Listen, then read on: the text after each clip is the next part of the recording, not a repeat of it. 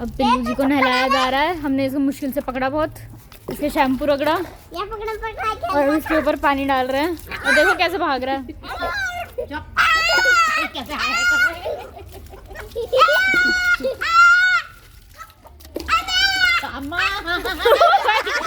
Mummy को बुला रहे हैं।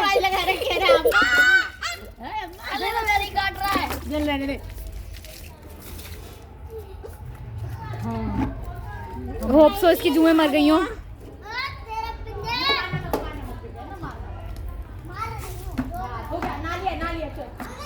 हो गया ये नहा लिया।